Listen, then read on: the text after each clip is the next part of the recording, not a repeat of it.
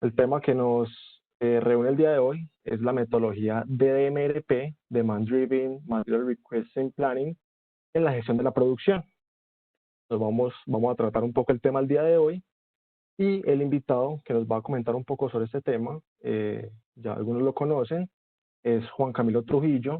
Él es ingeniero mecánico y especialista en producción de la Universidad AFIT. Durante 25 años lideró el área de operaciones de varias compañías de manufactura, participando de forma exitosa en la alineación estratégica dedicada a la estrategia de la organización, mejorando los niveles de servicio y la rentabilidad del negocio. Es experto en Lean Manufacturing, POC, MRP 1 y 2, DMRP y en el despliegue estratégico al área de operaciones. Es docente de cátedra en la Universidad AFIT, es cofundador de la compañía UA Solutions, con la que ha realizado implementaciones en ambientes de POC, MRP2 y de DMRP en varias compañías de industriales y de distribución en Colombia.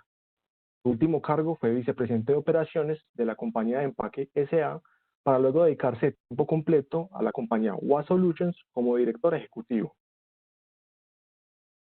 Yo, Mateo Márquez Gutiérrez, voy a ser el moderador del día de hoy. Yo soy formulador de proyectos para innovación del Warehousing Lab y asistente de investigación en la Universidad AFIT.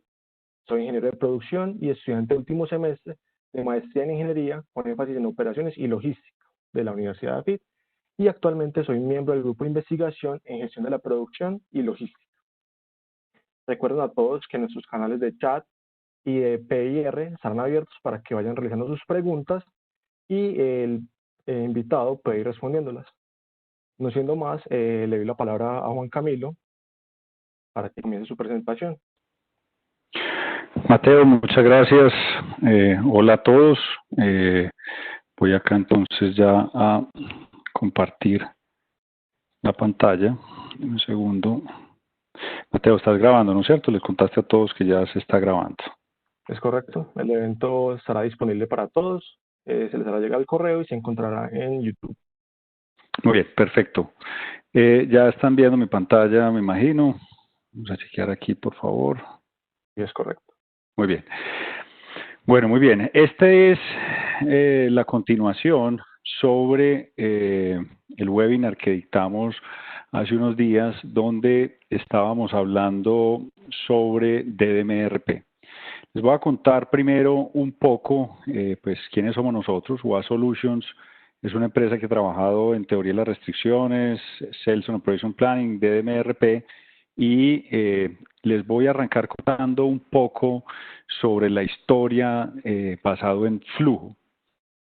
Yo soy ingeniero mecánico de la universidad, especialista de producción también en la Universidad de AFIT, y me acuerdo muy bien que siendo ingeniero mecánico, uno de los primeros temas que hice cuando estaba haciendo mi práctica en industria de galletas Nobel era que quería hacer muchos de los temas que estaban asociados a Just in Time y Kanban. En ese momento yo me retiré, empecé a trabajar en una empresa de manufactura pequeña, a montar celdas de manufactura y muy enfocado en todo lo que tenía que ver con el flujo. Grandes aprendizajes, grandes beneficios sobre el trabajo en el flujo, pero con unos dolores fuertes sobre lo que tenía que ver la altísima dependencia en las personas y sobre todo sobre la necesidad de que todo fuera perfecto para que el flujo estuviera funcionando. Después pasé a otras empresas y empecé a trabajar muy fuertemente sobre modelos de MRP2 y empecé a desarrollar un software también basado sobre MRP2, siempre trabajando en operaciones. En ese caso, discúlpenme que aquí tengo SDBR, me faltó aquí una R, perdón. En este caso, trabajando sobre modelos de MRP2, pero siempre con en ese momento me quedó un gran aprendizaje de los modelos MRP2, y es que el planeador, para poder ser un buen planeador en una planta que trabajara bajo los principios del MRP2, tenía que hacer un curso de Espíritu Santo para estar en todas partes y tener toda la información todo el tiempo y estar enterado de cómo estaban todas las cosas. Eso me generó cierto nivel de frustración y empecé a tratar de cómo conectar los modelos MRP y más o menos en el año 2008 empecé a trabajar en un modelo combinando MRP con Kanban y ahí empezamos a conectar. Un gran amigo y compañero de trabajo era experto en modelos Kanban y empezamos a tratar de combinar los dos. En ese momento conocí a quienes son mis socios, a Juan Esteban y a Johan. Ellos venían trabajando del mundo de teoría de las restricciones. Tenían un aplicativo inspirado en Simplified Drum Buffer Rope, que es el Drum Buffer Rope simplificado, SDBR, y venían trabajando con ese entorno muy basado en teoría de las restricciones. En el año 2012 empezamos a trabajar conjuntamente. Yo estaba todavía trabajando en la industria empleado y ellos tenían también su negocio y empezamos a trabajar conjuntamente, tratar de combinar a MRP con teoría de las restricciones.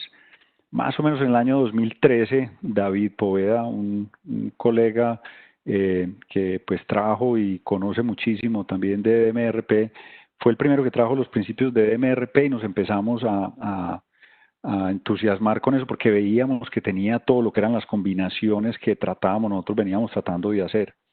En ese entonces, yo renuncié a la compañía, nos dedicamos a todo lo que es los principios de DMRP y venimos trabajando en varios componentes que son DMRP, DDS-NOP y Demand Driven Operating Model, que es lo que vamos a trabajar hoy. Venimos también trabajando en temas de Demand Planning, pero hoy específicamente vamos a trabajar en DDOM.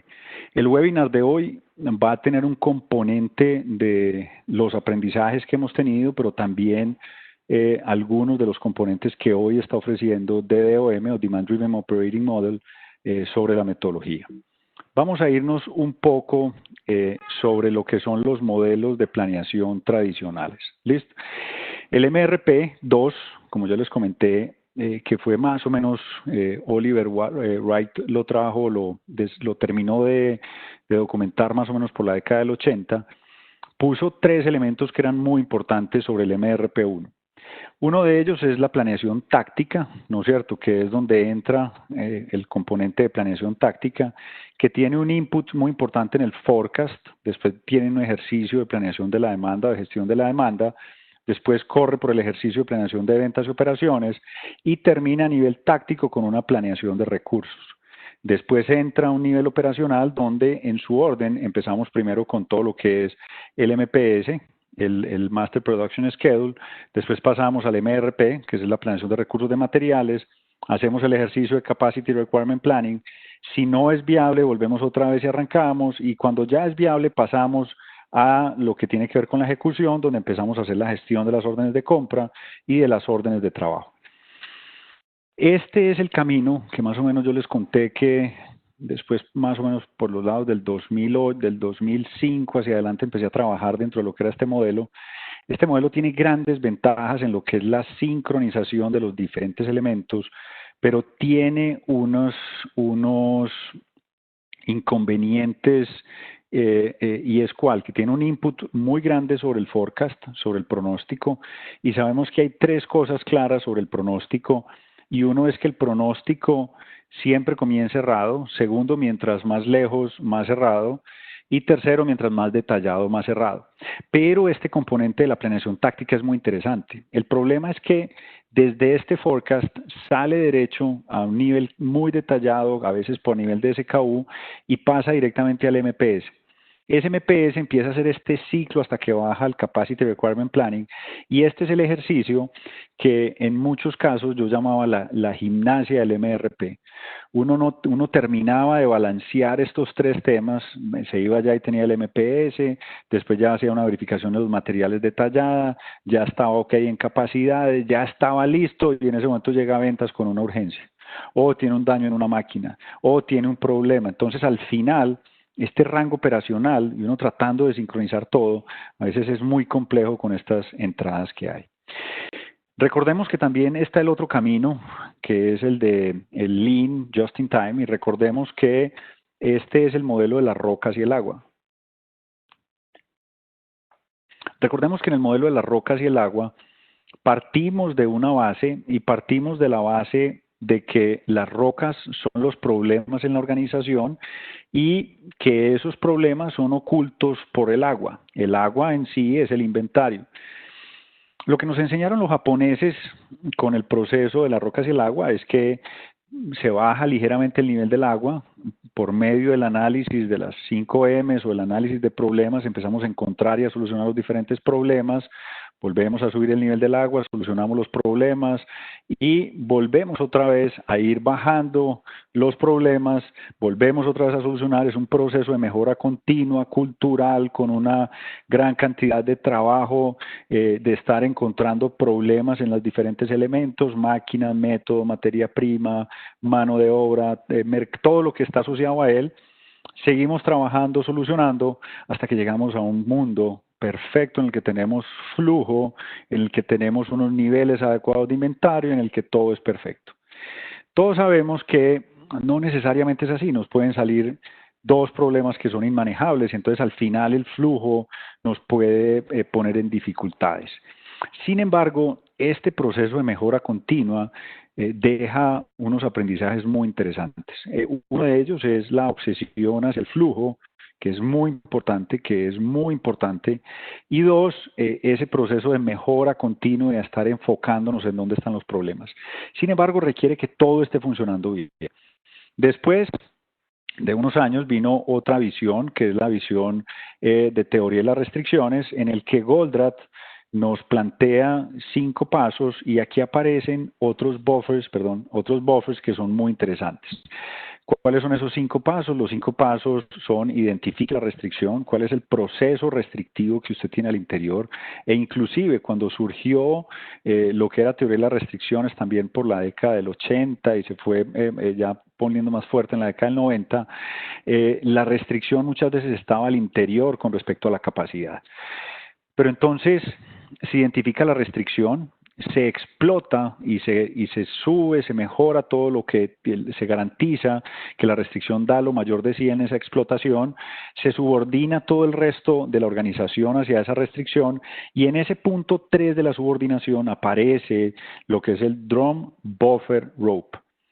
3 temas que empiezan también a conectarse igual con el flujo que viene del Lean, pero son Drum, que es el tambor, que el tambor está dado por lo que es la restricción; buffer, que es esa protección, aquí empezamos a tener buffer de tiempo, buffer de capacidad y buffer de cantidad; y rope, que es esa cuerda que garantiza varios temas en los cuales todos están subordinados a la restricción.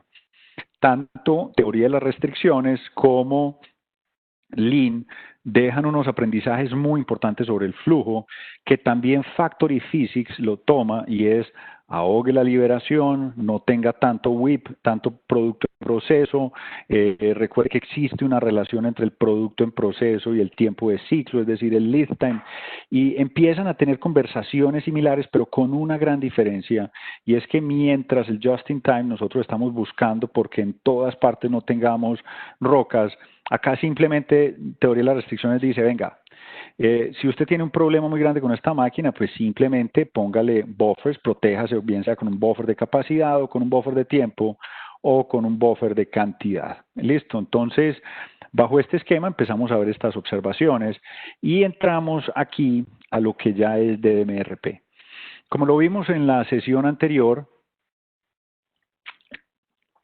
DDMRP más o menos nació de muchos de estos elementos. Es más, Chad Smith tenía una firma muy fuerte, consultora de teoría de las restricciones, pero encontraba que había cosas que le quedaban cortas dentro de teoría de las restricciones. Y Carol Patak venía del mundo del MRP, pero también venía del mundo de teoría de las restricciones. Es más, fue la directora ejecutiva de Tokico. Entonces, viniendo desde el mundo de teoría de las restricciones, ellos empezaron a crear DDMRP, y les fue también con DDMRP que realmente la gente hoy, y por ejemplo yo dentro del título de hoy se ven que dice DDMRP para la producción, realmente es Demand Driven Operating Model, pero nadie conoce ese nombre. Todo el mundo hasta este momento conoce el nombre de DDMRP. Pero vamos a explicar un poco que realmente lo que hay hoy construido se llama DDAE, Demand Driven Adaptive Enterprise. ¿Y qué tiene Demand Driven Adaptive Enterprise? tiene 3 diferentes modelos que tienen una conexión con el MRP2 que les mostré hace un poco. ¿Cuáles son esos 3 elementos que existen? El primero es que existe un rango operativo que está en el Demand Driven Operating Model, que es este. Existe un segundo rango, que es el Demand Driven SNOP, que sería el que está asociado al rango táctico, y existe un tercer rango, que es el Adaptive SNOP, que es el que está en el rango estratégico.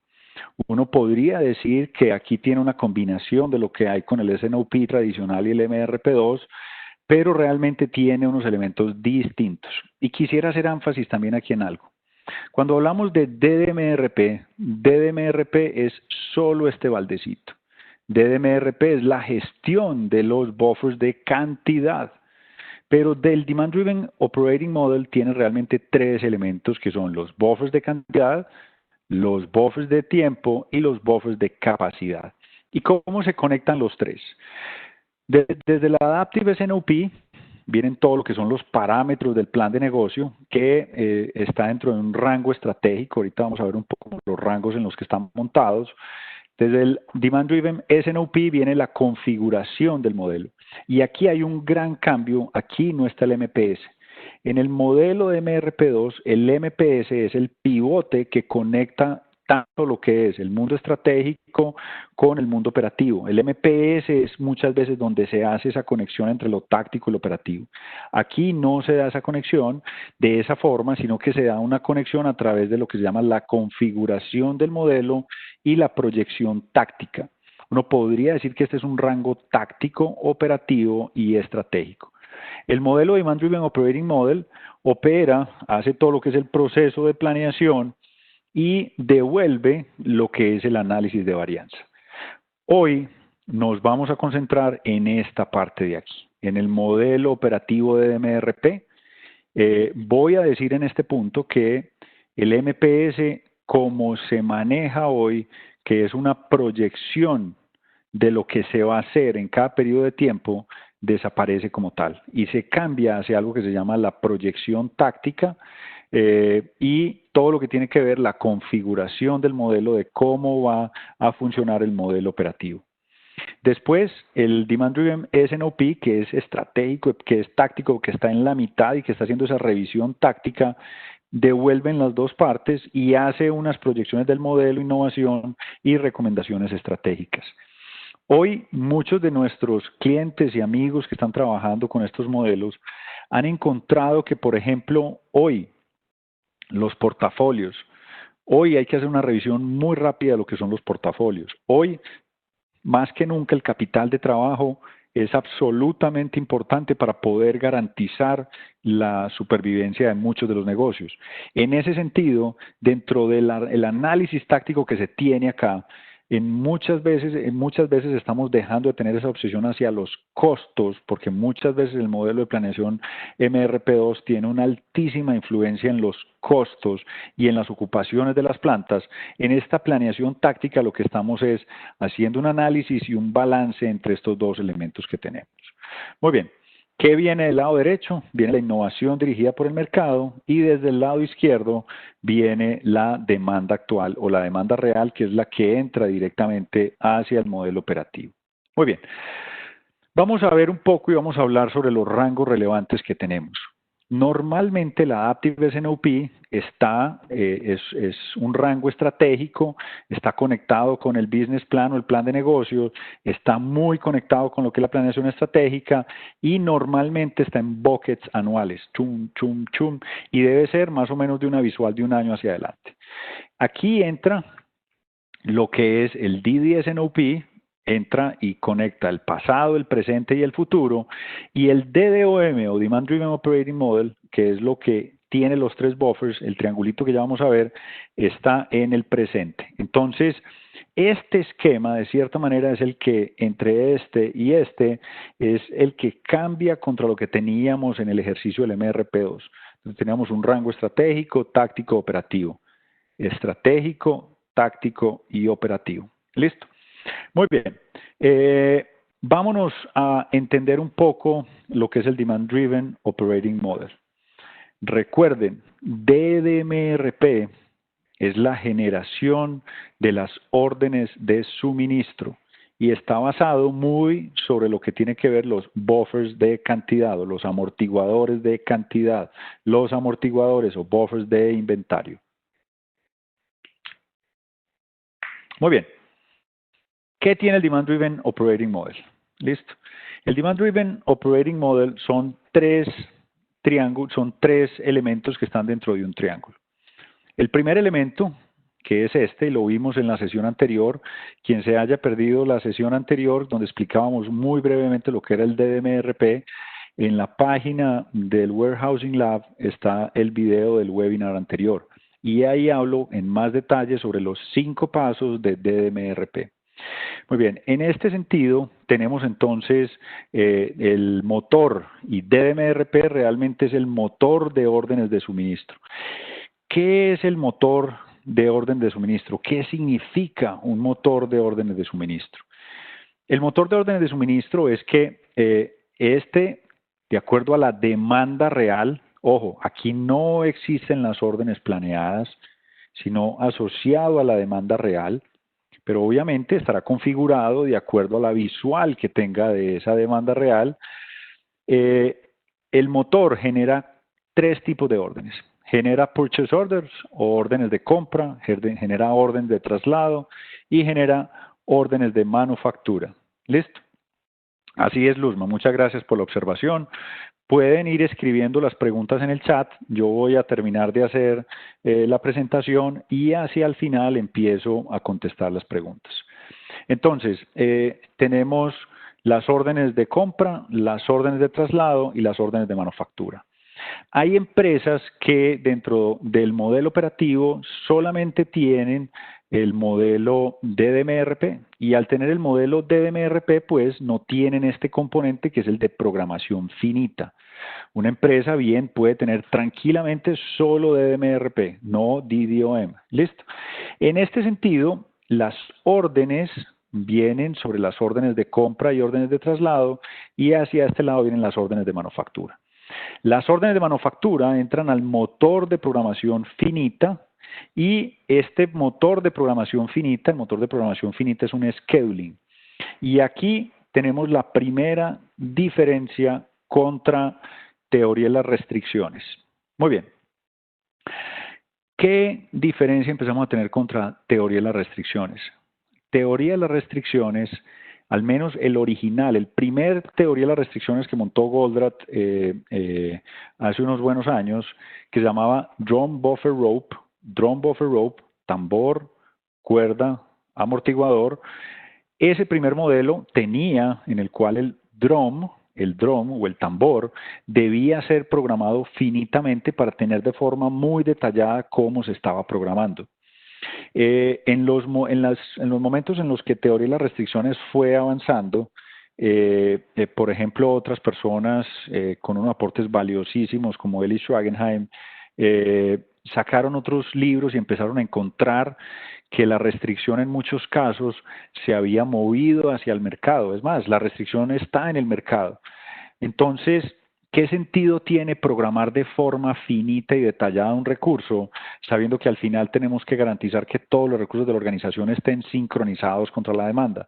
Eli Schwagenheim desarrolló el concepto de Simplified DVR. Es un concepto poderosísimo que inclusive todavía nosotros utilizamos en algunos entornos y que en algunos entornos y en algunos flujos de proceso, es más, quienes saben manejarlo bien, hay muchas veces en las cuales todavía pueden estar trabajando sincronizados contra ese Drum Buffer Rope, pero simplificado. En ese modelo y en ese caso no existe una programación finita. En el caso también de algunos modelos que son Kanban o guiados completamente por la demanda, pues simplemente es un esquema completamente pool. Puede haber programación de pronto inclusive de las líneas de manufactura y el resto se va y se jala hacia los consumos reales que está teniendo. Este caso que estamos viendo acá y esta programación finita está muy inspirada en el Drum Buffer Rope original de teoría de las restricciones que es el de los que han visto el video de la meta, que es el que se desarrolló en el video o en el libro, lo que era la caminata de los Boy Scouts. Muy bien, entonces teniendo esta programación finita del DROM o de los puntos de control, ya procedemos y podemos confirmar las fechas ya comprometidas hacia el motor del DMRP. De aquí también, del otro lado, quienes vieron el webinar anterior saben que DDMRP tiene 5 pasos y que el quinto paso es la ejecución, del cual salen 2 alertas, que es la alerta del on-hand y on-hand proyectado y la alerta de sincronización. Entonces, de esta forma, el motor del DDMRP pues ya hace la retroalimentación. Muy bien, del scheduling sale la liberación de las órdenes de manufactura hacia la ejecución. Este componente de liberación es muy importante. Recordemos que de tanto teoría de las restricciones como Lean surgieron 2 componentes muy valiosos que tienen que ver con ahogar la liberación y mantener el producto en proceso a unos niveles adecuados para garantizar el flujo. ¿Qué significa liberar una orden? La liberación de la orden normalmente es solamente entréguele a la ejecución, no más dele una visual corta, porque de esa forma, si usted le da toda una gran cantidad de órdenes para ejecutar, cae la absoluta posibilidad de que ellos empiecen a seleccionar lo que más les conviene para mejorar los costos. Entonces, en este caso, vamos a ir liberando realmente las órdenes de acuerdo a los criterios del flujo y sobre todo asociado a las prioridades que estamos teniendo de acuerdo a la demanda real. Después, desde la ejecución, también vamos teniendo una retroalimentación del avance de las órdenes de manufactura. Muy bien. Este sería el motor operativo solito. Ese es el motor del carro operativo. ¿Listo? Como les digo, aquí hay temas que vienen desde, está parado sobre los hombros de unos gigantes, como son los conceptos del MRP, aquí están todavía, los conceptos de ahogar la liberación y control del flujo, los conceptos de visibilidad en la ejecución y de estar trabajando con la demanda real. Pero aquí hay 2 elementos que empiezan a entrar. ¿Listo? Desde la planeación táctica, y me voy a meter un momentito hacia la planeación táctica, que recuerden que la planeación táctica es en un horizonte que debe estar más allá de un lead time acumulado de operación. ¿Qué hace la operación táctica? Recuerden que la operación táctica era la que nosotros teníamos y en el ejercicio del MRP2 se hacía una revisión de lo que eran materiales y capacidades de forma táctica y el pivote con el que se conectaba era el MPS. En este caso, lo que recibimos de esa planeación táctica que se hace en el DDS-NOP es el dimensionamiento de los buffers. En esta parte superior están los buffers de cantidad. O sea que desde la configuración del modelo, desde esta planeación y revisión táctica, se hace un dimensionamiento de los buffers de cantidad. Y desde esta planeación táctica se hace una revisión y configuración de los otros 2 tipos de buffers, que son los buffers de tiempo y los buffers de capacidad. ¿Listo? ¿Dónde se revisa el costo? Y aquí hay un tema que voy a pasar muy rápidamente por él, pero hoy podríamos hablar en otro webinar completo, y es que dentro de este rango relevante táctico, los costos importan, porque muy seguramente en esta revisión táctica es que planteamos turnos de trabajo, ocupaciones de máquina y otro tipo de cosas. En el rango operativo estamos jugados. O sea, usted en el rango operativo, si mucho, podrá salir a correr a programar 1 hora extra, pero el resto usted no hace contrataciones. O sea, usted no sale a comprar una máquina o a poner una máquina dentro del rango operativo. Ya está jugado, ¿no es cierto? Entonces, mucho de lo que usted ya tiene dentro del rango operativo, ya los costos están jugados. En el costo operacional, en el rango operacional, perdón, hay unos costos que se afectan de forma importante, sobre todo como son los desperdicios y lo que tiene que ver con en los cambios de referencia dependiendo de lo que usted esté teniendo sobre los desperdicios. Pero es en el rango táctico donde usted hace la revisión y el análisis de sus costos asociados a la capacidad y a los materiales. Muy bien. estaríamos ahí ya listos. Nos falta algo. ¿Qué nos hace falta? Nos hace falta la retroalimentación del modelo. Muy bien, aquí tenemos algo que se llama el loop de análisis y esto es súper poderoso. Normalmente cuando nosotros estamos comenzando con algunos de los clientes, siempre ellos quieren y esperan tener una fórmula matemática súper precisa de la NASA para que sus buffers queden perfectamente dimensionados. Quieren una fórmula precisa matemática de la NASA para que sus buffers de capacidad y de tiempo queden perfectamente dimensionados. Y yo cada vez más les estoy diciendo, miren, ese primer dimensionamiento de los buffers es un dato más o menos aproximado. Vamos a arrancar con un dato roughly right, algo que sea más o menos adecuado. Y la realidad es que después de que empecemos a caminar, vamos a ver realmente cómo se empiezan a comportar. Esa frase a algunos les entra en reversa, pero es la realidad, es que con esto uno no puede arrancar precisamente con los datos, porque normalmente empieza precisamente equivocado. ¿Qué es lo importante entonces de este modelo? Empezar a analizar y a recibir la retroalimentación. ¿La retroalimentación de qué?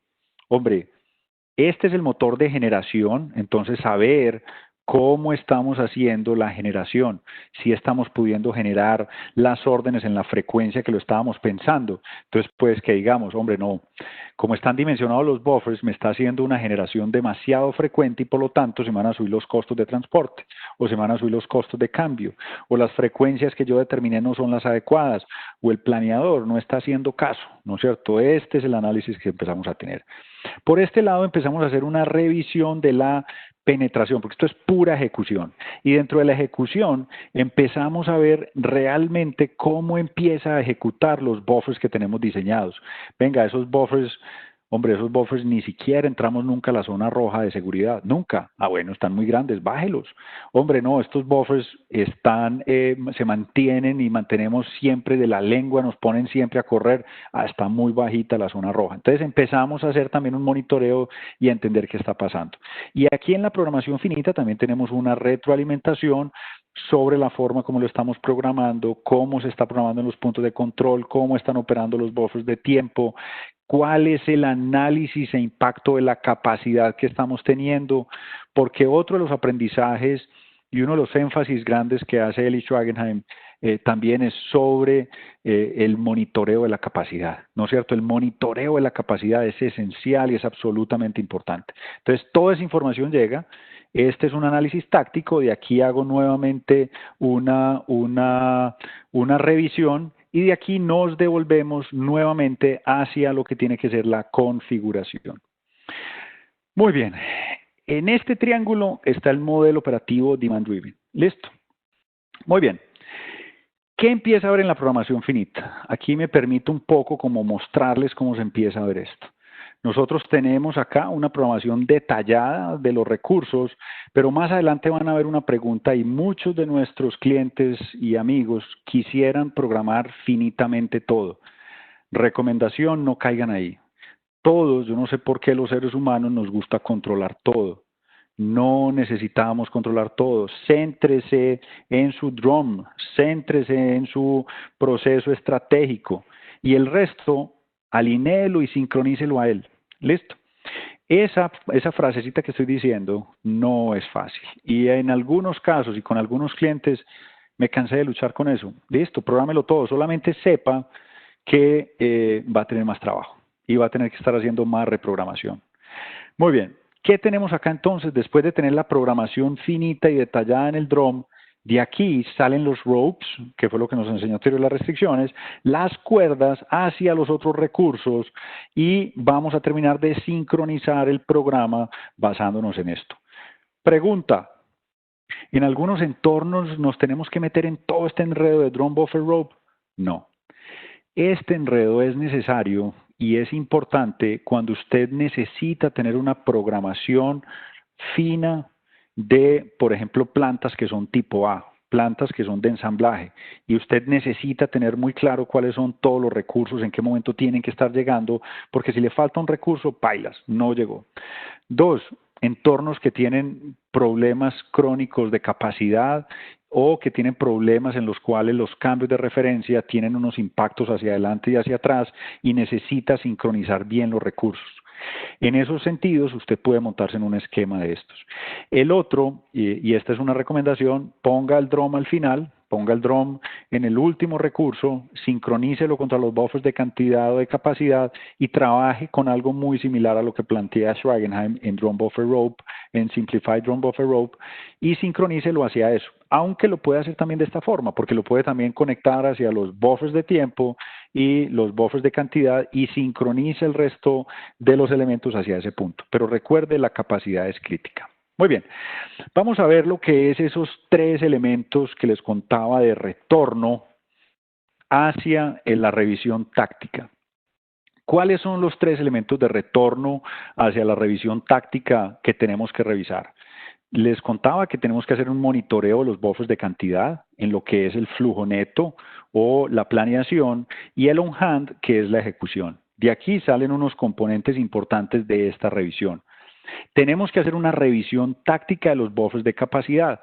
Si tenemos continuamente máquinas o procesos que se mantienen con sobrecapacidad, pues aquí podemos generar unas recomendaciones tácticas hacia el área de mercadeo que posiblemente tenemos una opción de meter free products o productos que no pasan por la restricción o que no nos consumen capacidad y por lo tanto, sin hacer inversiones adicionales en capacidad, podemos rentabilizar más la planta.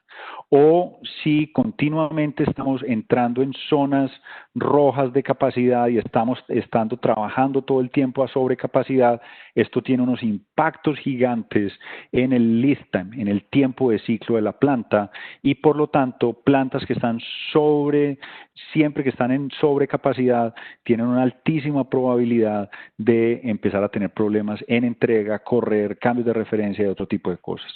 Los buffers de tiempo de llegada, si yo empiezo a ver que continuamente mis productos están llegando temprano hacia los puntos de control, significa que los lead time que tengo puestos en el sistema son demasiado grandes o que tengo demasiada protección dentro de lo que estoy haciendo, puedo acortar aún más esas promesas de entrega o la liberación y si estoy llegando muy tarde pueden pasar varias cosas. Es muy importante entender que si estoy llegando tarde, quiero ver cómo o si tengo que poner otras protecciones adicionales de cantidad o si resulta que mi capacidad no está siendo suficiente para absorber la variabilidad. Más adelante voy a ver que estos tres buffers conversan entre ellos. Muy bien.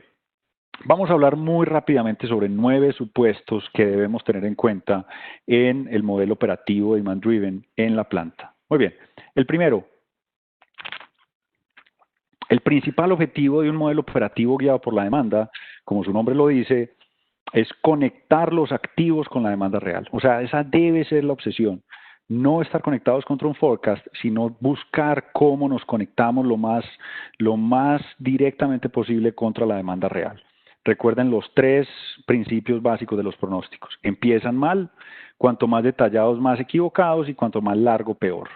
Y recuerden algo, muchas veces hay que empezar a separar y a diferenciar lo que son los lead time, los tiempos de ciclo, los tiempos de toque y lo otro es que muchas veces cuando nosotros trabajamos y hacemos una programación como se hacía desde el MPS con una programación detallada al mayor lead time acumulado, estábamos teniendo unos problemas y hay que entender y aquí hay que separar dos elementos de la planeación táctica y planeación operativa. Muchas personas, muchas empresas caen en la falacia de programar todo de forma detallada en el rango táctico. ¿Cuál es el único efecto de eso? No es que yo ya puedo programar y yo debería estar programando todo. Sí, le cae un pedido urgente y le toca otra vez volver a cambiar todo. Tiene un problema y le toca otra vez volver a programar todo. Usted no necesita sino programar de forma detallada el horizonte operativo que tiene y ojalá recuerde trabajar con la demanda más clara que tiene. Pero ¿cómo hago para programar los lead time largos de compra? ¿Cómo hago entonces para visualizar si tengo problemas de capacidad? Ese es otro problema. Y usted tiene que empezar a entender que la planeación táctica es una planeación de preparación de capacidad y de materiales, para empezar a ver el impacto que tienen esos materiales de lead time largos, pero la planeación operativa es una planeación de sincronía y de sincronización de los recursos y ojalá lo más conectados hacia la demanda real. Muy bien. ¿Qué pasa cuando yo quiero tener ese control detallado en ese lead time largo? O termino liberando cosas anticipadas que no necesito, lo que me lleva a tener mucho inventario, me lleva también a consumirme la capacidad que no necesito todavía porque después me llega la urgencia y por lo tanto puedo estar haciendo algo que no necesito y tengo escasez, tengo que estar haciendo cambios a la carrera. Y lo otro es que lo que vemos es que la gente empieza a llenarse de hojas de Excel con todas partes, haciendo sus propios macros que cada vez son más potentes y que el día que se le daña una fórmula no la encuentra o el día que se va para otro puesto no se puede pasar para otro puesto porque no hay nadie quien le encuentre o le entienda sus hojas de cálculo. Muy bien. Vamos a entender otro tema. La variabilidad es inherente al proceso. Siempre va a estar ahí. Siempre va a estar ahí. Nunca se va a poder eliminar, se va a poder mitigar, ¿no es cierto? La variabilidad no se elimina, se mitiga dentro de unos rangos y dependiendo del rango de variabilidad, la forma como controlamos la variabilidad de esos rangos es con los buffers, buffers de tiempo, buffers de cantidad y buffers de capacidad. Y recuerden que entre esos tres buffers conversan entre ellos. ¿Listo? Muy bien, otro tema y es que los retrasos se acumulan y las ganancias no. Por eso les decía a ustedes que muchas veces, mientras más componentes tengamos, el garantizar el nivel de servicio, en la medida que más componentes tengamos, la posibilidad de garantizar el nivel de servicio cada vez es más bajita, porque el que una pieza se atrase tiene un impacto gigante sobre lo que es el ensamble o los otros elementos que hay allá. Por eso es que, como los retrasos se acumulan, mientras las listas de materiales sean más complejas, el retraso se va acumulando de forma exponencial. Muy bien. El supuesto 3, listo. Lo que hablábamos ahorita, aquí hay un poco más de texto, pero quiero hacer énfasis en esto. ¿Recuerdan lo que yo les comenté a ustedes de la frustración que sentía cuando estaba trabajando en el MRP2? Yo trabajaba en una empresa de empaques, trabajaba también en este modelo con una empresa de productos para la industria de maquillaje, y la conclusión era que para que el programa que estaba haciendo entre el MRP y el MPS y el programa que se llevara a la planta, hombre, el programador de producción pues tenía que tener informantes de la planta o tenía que hacerse por lo menos 4 o 5 caminadas en el día para saber lo que realmente estaba pasando. No había terminado de hacer su programa de producción cuando las cosas ya habían cambiado. Para llevar una sincronía completa, perfecta de todo lo que eran los diferentes elementos, el hombre tenía que tener las habilidades del Espíritu Santo para estar en todas partes. En ese momento, por eso fue que dije, no, venga, aquí hay que empezar a separar entre planeación táctica y la ejecución. Yo lo llamaba en ese momento darle el poder a la planta para que pueda tomar decisiones, pero tomar decisiones basadas en qué, ¿no es cierto? Porque yo le hago un programa, pero un programa que a los 5 minutos ya está desbaratado. Entonces, tener un programa perfectamente sincronizado es absolutamente imposible. Pasan demasiadas cosas en un proceso para que todo esté completamente sincronizado.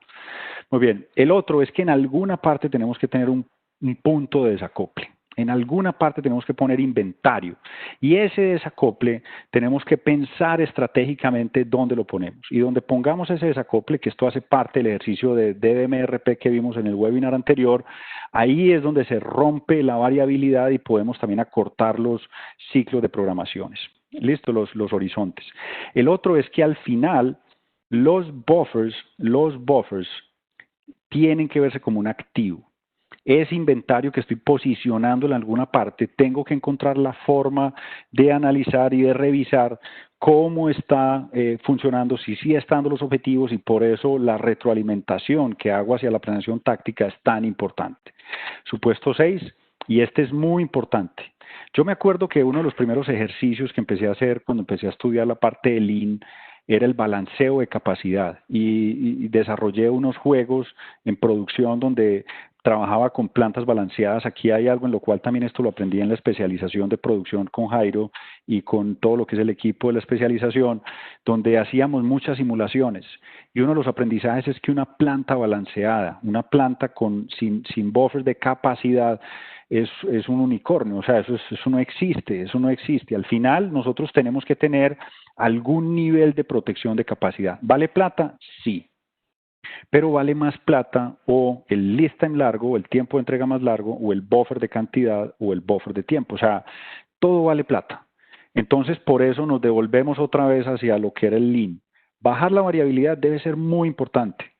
Pero mientras usted logra llegar a ese mundo ideal de bajar la variabilidad, que es prácticamente imposible, pero mientras más la baje, pues menos requiere esto, pero mientras tenga problemas de variabilidad, tiene que protegerse. Y no puede tener una planta completamente equilibrada en cuanto a capacidad. Juan Camilo, yo estoy en una planta que es una planta de proceso continuo, es un producto altamente estandarizado, tenemos 3 o 4 referencias, es una refinería que trabaja todo el tiempo. Venga, ese es otro cuento. O sea, eso usted lo que está produciendo ahí es una planta con otros componentes distintos y sus problemas son otros.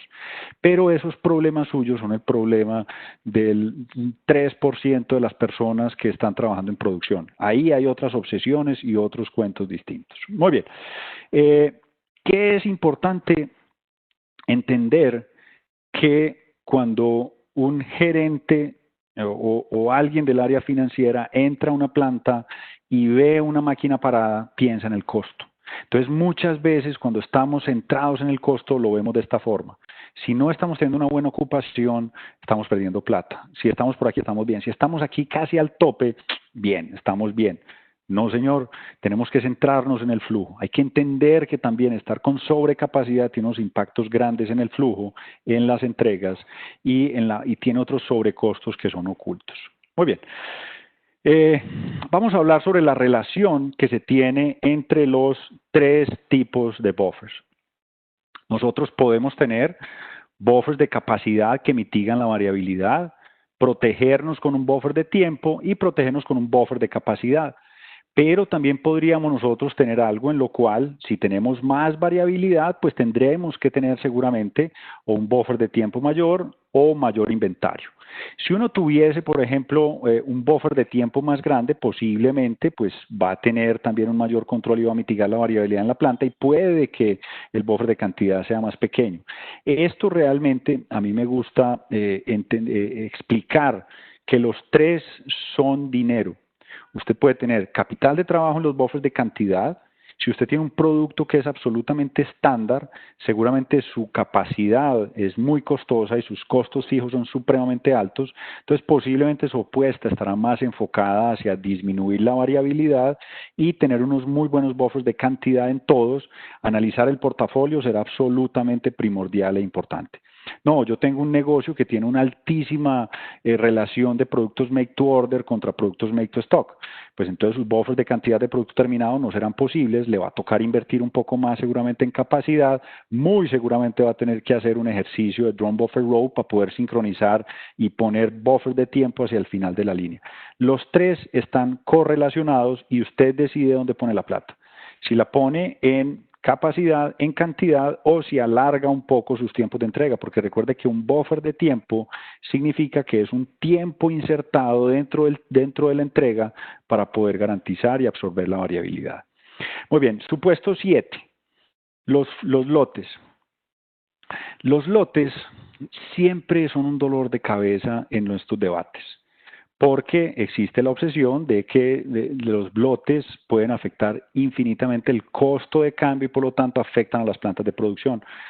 Esta gráfica que tenemos acá, aquí a la izquierda tenemos productos que son slow movers. Slow movers son productos con una velocidad muy baja, son productos con unas rotaciones muy bajas y es lo que se empieza a convertir en lo que nosotros llamamos un buffer cabezón. Es un buffer muy pequeño, pero el lote que tiene lo hace muy grande. Entonces, cada que hacemos ese producto quedamos embarazados para 3 o 4 meses. ¿Qué pasa si nosotros hacemos un trade-off? ¿Qué pasa si hacemos un switch? ¿Qué pasa si hacemos un cambio? Y le decimos a la planta, mire, estos productos que son más veloces, estos productos que son más high runners, le podemos hacer un lote más grande, haga unas corridas más grandes, ¿no es cierto? Gane eficiencia ahí, pero venga, no me deje embarazado tanto tiempo, venga, negociemos. Posiblemente vamos a ver y van a salir los reportes de cambios de referencia y por aquí vamos a ver unas pérdidas importantes en el OEE. Levanto un spoiler alert. alerta, alerta. El OE es muy importante, pero no necesariamente me está ayudando a medir el flujo. Si la gente se obsesiona con el OE, puede llegar a que monte indicadores de estos con los cuales la planta queda muy bonita, queda muy bien, pero no necesariamente toda la organización queda bien. Este tipo de cambio que estamos teniendo aquí hace que seguramente estos productos van a salir mal en el OE, pero lo que pierde aquí lo gana acá y al final está teniendo un balance de inventario y un balance de flujo en lo que está teniendo. Supuesto, dentro de este esquema también hay un elemento importante que ayuda en la metodología y tiene que ver con la asignación priorizada para lo que tiene que ver con los cargues y la producción para poder estar trabajando con la escasez. Este ejercicio es lo que comúnmente se llama gestión de la escasez. No voy a decir el nombre que algunos clientes le ponen. Muy bien. Nos vamos también hacia un supuesto 8 y es el empezar, es prácticamente lo que dije al principio, y es que en el rango relevante del DDOM nosotros realmente no nos enfocamos en los costos, nos enfocamos en el flujo. Los costos se analizan en el rango táctico, en el rango táctico. Aquí sí vemos costos, acá no vemos costos, acá vemos flujo. Supuesto 9, tenemos que tener la capacidad y la capacidad se vuelve un componente estratégico que monitoreamos y estamos analizando y dependiendo del tipo de producto, esta también es una revisión táctica, es de futuro, donde nosotros hacemos una planeación de dónde debería estar nuestra capacidad. Y después, lo que tenemos también que tener claro es que el ejercicio de capacidad es una planeación táctica en la cual los buffers, tanto de tiempo y de cantidad, pero sobre todo, perdón, capacidad y cantidad, deben estar alineados hacia lo que es el forecast. Pilas que todavía se necesita el forecast, pero el forecast no se necesita para generar órdenes, se necesita para planear en el rango táctico. Muy bien. Aquí hacemos una proyección de la capacidad y aquí podemos nosotros empezar a tomar decisiones sobre esto. Muy bien. Este es un breve compendio de lo que tenemos en el modelo operativo. Si quiere conocer un poco más sobre estos modelos, aparece en estos dos libros, Demand Driven Performance y lo que es el Demand Driven Adaptive Enterprise. Quienes deseen las memorias, por favor, nos pueden escribir a info@wasolutions.co y quien quiera conocer más de la metodología también puede entrar a la página del Demand Driven Institute. Muy bien, abrimos preguntas. Mateo. Listo, Juan Camilo. Muchas gracias por la presentación. Por acá nos está llegando pues como varias preguntitas. La primera es enfocada mucho a, bueno, estamos hablando de una planeación táctica. Sí. Finalmente, esta planeación táctica, ¿cómo hacemos o qué recomendaciones das para llevarla a un plan de piso que finalmente se aplicar en la planta de producción? Muy bien. Voy aquí recuerden que los tres elementos que se tenían desde el MRP2 no desaparecen dentro de los diferentes rangos. Solamente cambia la forma como se están gestionando. Deme un segundito, toma agüita. Entonces, si bien en el ejercicio del MRP, en el MRP2, uno parte desde un ejercicio en el cual existe una planeación estratégica, una planeación táctica y una planeación operativa. El conector es el MPS, después el MPS recuerde que pasa por tres elementos que son MPS, MRP y el CRP, que es el que revisa la capacidad. Hago la validación de los tres y apenas los tres son viables, ya sí libero las órdenes a piso. Y como yo les contaba, muchas veces no ha terminado de cambiar no ha terminado de hacer el programa cuando ya cambiaron nuevamente las órdenes. Entonces, para contestarte, realmente la planeación táctica, y en eso hago mucho énfasis, es una revisión y preparación de las capacidades y la validación de los materiales necesarios para el plan. El programa se hace en el rango operacional. Y ese rango operacional se le libera y entrega a la planta en el horizonte más corto que ellos puedan ver y sobre el cual ellos puedan ejecutar. Eso genera mucho dolor de cabeza, sobre todo en esa primera parte, porque las plantas quisieran ver un horizonte congelado lo más largo posible. Pero la idea es que al final esos horizontes congelados se mantienen violando todo el tiempo. Entonces, lo ideal es tenerle un horizonte corto, muy asociado a la demanda, muy estable, pero que todos los días le estoy liberando un día adicional dentro de lo que es ese horizonte. Muy bien. Correcto. ¿Te parece? Voy a ir leyendo por aquí unas preguntas que están haciendo que veo en el chat. ¿Te parece? Sí, dale, bienvenido sea. Muy bien, Dale. gracias. Hay un componente y es de lo que vimos, Diego Andrés pregunta, en este tiempo tan cambiante con tanta variabilidad, ¿qué consumo recomiendas? ¿Pasado, mix o futuro? Mira, cuando tú tienes el futuro, realmente es importante cuando tú tienes certeza de lo que vas a vender. Hoy creo que nadie tiene certeza, pero el futuro es importante también cuando uno no tiene historia. Si tú tienes un producto nuevo, no tienes de otra que ponerle futuro. Si estás lanzando un producto nuevo, no hay historia. La recomendación que hemos estado dando nosotros es que acorte el horizonte del consumo promedio diario. O sea, tenga un rango un poco más pequeño, eso va a hacer que el horizonte sea mucho más, el buffer, perdón, sea mucho más nervioso, pero la realidad es que lo que necesitamos hoy es estar reaccionando mucho más rápido hacia lo que realmente está pasando. Nosotros recomendamos, sobre todo para productos que ya son un poco más maduros, irse con el histórico, pero estar monitoreando el futuro. Para productos nuevos, váyase con el futuro, haga una mezcla ya con la historia y después pásese al otro. Muy bien, Andrés, por aquí pregunta Andrés, ¿qué nivel de madurez informática se necesita? Hola. ¿Qué nivel de madurez informática se necesita? Miren, esto requiere varios niveles de madurez. El primer nivel de madurez es conceptual, ¿no es cierto? Estos procesos no son procesos de tecnología. La tecnología es una condición necesaria para poder operar esto. El primer nivel de madurez que se requiere es la madurez en cuanto a lo que tiene que ver con el apoyo gerencial. Ese es absolutamente importante. La segunda necesita una muy buena data maestra. Y la tercera necesita también un nivel de madurez conceptual importante. Yo les recomiendo que muchos de ustedes, si no han tenido ninguna aproximación, hagan ensayos con hojas de Excel, jueguen, analicen, pero después llegarán hacia lo que son herramientas que les ayuden a que esto empiece a funcionar. Nosotros, pues nosotros tenemos una herramienta, pero al final en el Demand Driven Institute pueden encontrar también otras herramientas que son compliant. Hoy no voy a hablar específicamente del software porque este es un espacio académico. Muy bien, por aquí hay otra donde me preguntan si es mejor implementar en materias primas o en producto terminado. Depende del tipo de empresa. Si es una empresa, normalmente nosotros preferimos comenzar por producto terminado, porque eso corta la variabilidad que viene del mercado. La variabilidad del mercado es más fuerte que la variabilidad que viene de los proveedores. Y lo otro es que da mucho más capital político, porque ahí hay mucha plata y se gana, muestra grandes beneficios muy rápidamente.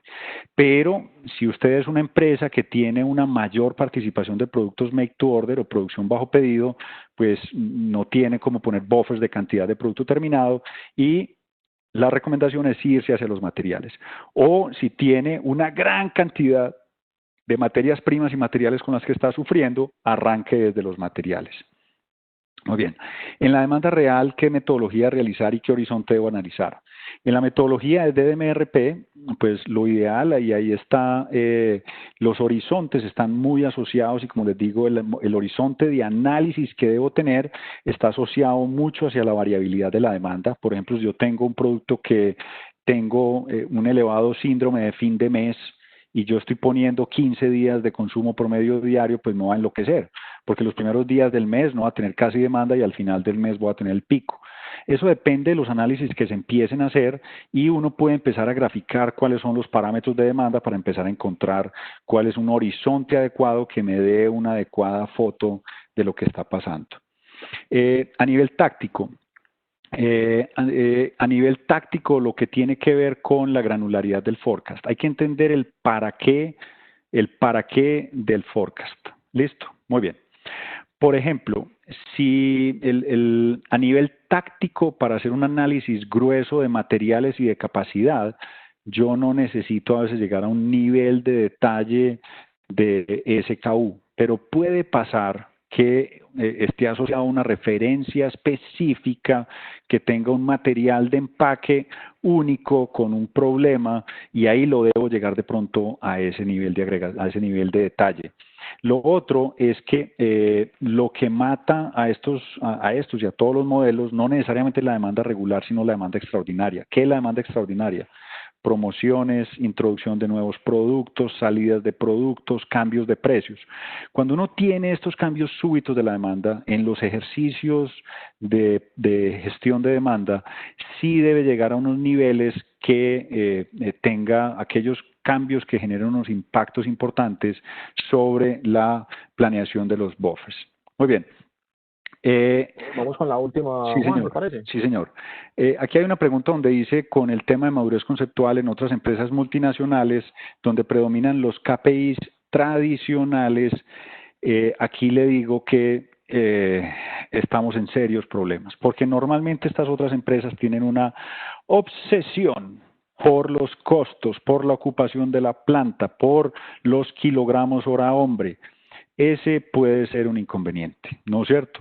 Eso no le estoy diciendo que pues no lo pueda hacer, pero este es un tema en el cual normalmente lo que pasa es que hay que ir subiendo, y realmente la implementación de un Demand Driven Adaptive Enterprise tiene varios pasos, y hay un paso en el que hay que llegar a la gerencia a hacer una negociación de los indicadores, porque si no va a pasar, dime cómo te miden y te diré cómo te comportas. Tú puedes llegar a un elemento en el cual todos están obsesionados y entienden el flujo, pero el director de la planta tiene un indicador de gestión asociado a la ocupación de la planta o al OEE, y con eso se gana un bono del 30%. Entonces hasta ahí llegó la comprensión, ¿no es cierto? Porque con eso es que me voy a medir, y con eso es que seguramente voy a presionar para los resultados. Muy bien, muy buenas preguntas. Espero que Listo, les Juan. haya gustado. Mucho gusto. Cualquier cosa, como les digo, si requieren las memorias, nos escriben, y por aquí muy a la orden. Un abrazo y feliz noche. Listo, Juan. No, muchas gracias por tu participación, a todos los asistentes. De nuevo, también agradecer al Warehousing Lab y a la especialización en Dirección de Operaciones y Logística por habilitar este espacio para compartir con Camilo. Este video pues lo podrán encontrar en los próximos días en las redes sociales del Warehousing Lab. Recuerden pues seguirnos en todas las redes sociales para estar al tanto de próximos eventos. Muchas gracias a todos por participar. Nuevamente, Juan Camilo, muchas gracias. Muchas gracias por la invitación.